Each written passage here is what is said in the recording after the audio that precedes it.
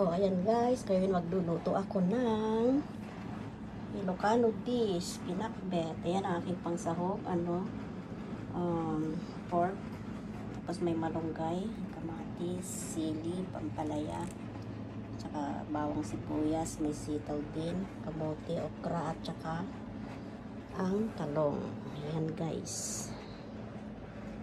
Ayan. Umpisahan na natin maghiwa guys. Okay, sino gustong sumali?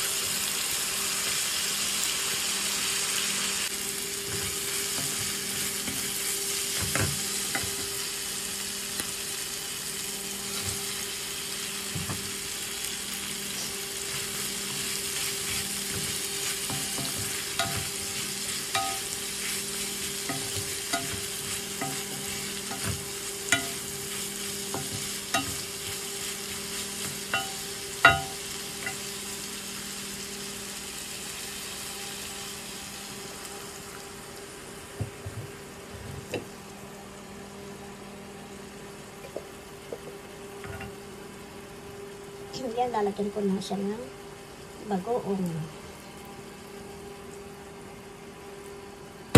Kunti lang ang isinabaw ko guys kasi magtutubig pa yung gulay kasi yung sa paghugas ko.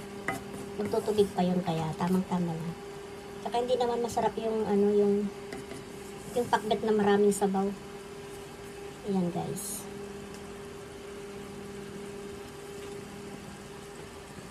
At pwede na natin ilagay yung mga gulay. Lalo na yung yung malunggay. Matagal itong matagal maluto kaya ito ay pailalim natin. Ayan.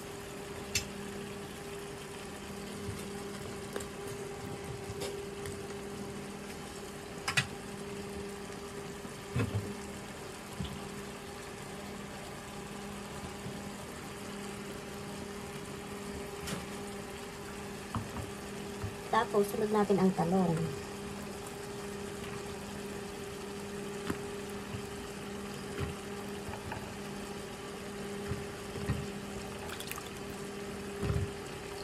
Ang dami ah.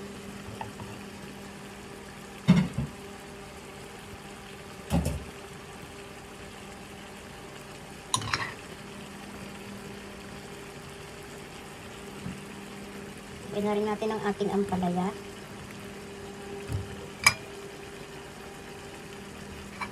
Ayan.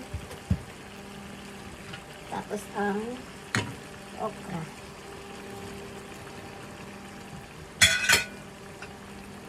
At syempre ang ating kamote. Ayan.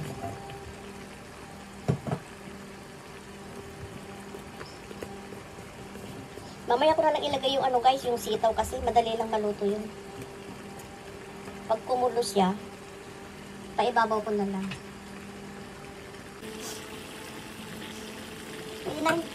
Ilagay natin ang guys, ang sitaw. Ilagay din pala ako ng sili para dagdag siya, bango.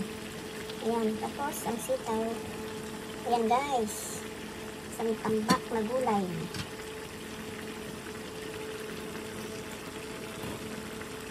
Yan, medyo hinaan ko lang guys yung apoy niya para hindi siya mas maganda yung pagkaluto. So, ayan guys, malapit na maluto.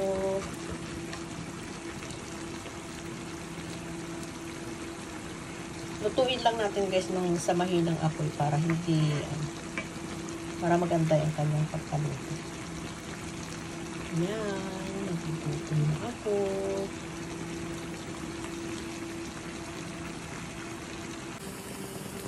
O, yun na guys, tapos ng aking pakbet. Wow. Matagal rin akong hindi nakapagluto ng pakbet. Kaya ayan. Sinahugan ko siya ng baboy. Ang dami ito guys, sobra. Kasi maraming gulay. Kaya kahit kunti-kunti lang. Kaya marami na siya.